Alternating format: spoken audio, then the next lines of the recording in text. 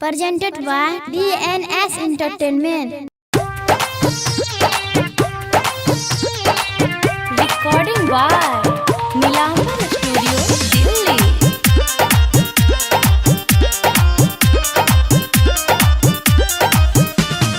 DJ Vikas, Matiyar Kala, Sitamarhi. आगे हमारा से कॉले शादी हम कुंवर हैं, हमारा से कॉले शादी हम कुंवर हैं। फोन रखो दुआरा बोलो मुझे पधारे हैं।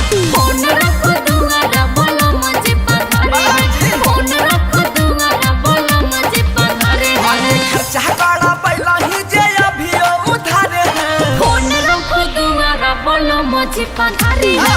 फोन रखो दुआरा बोलो मुझे पधारे हैं। फोन रखो दुआरा बोलो मुझे पधारे हैं। चोरी बलम के पिछला हिसाब आवे छो भी ले ले। प्लीज मान जा। DJ Vikas, Matiyar Kala, Sitamarhi.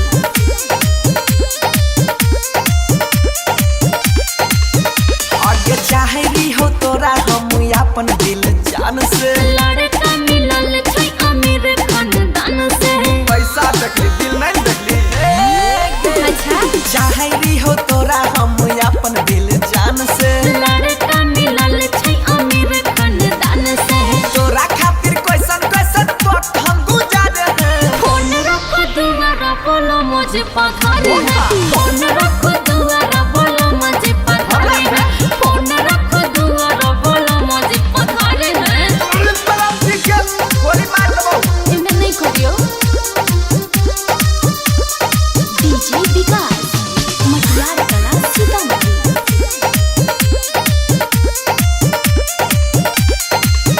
आगे कइने रही वादा किए खुश तोरा रखबो।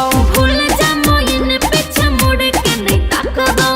आई सेम टू यू अच्छा हाँ? कइने रही वादा किए खुश तोरा रखबो। भूल जा मोइन पीछे मुड़ के नहीं ताकबो।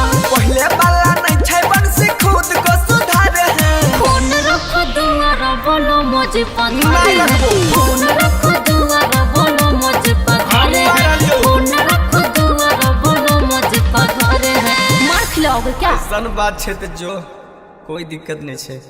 तोरे सन फिर हमू दोसर पटेबे। हम जनै छी तू एहे करबा।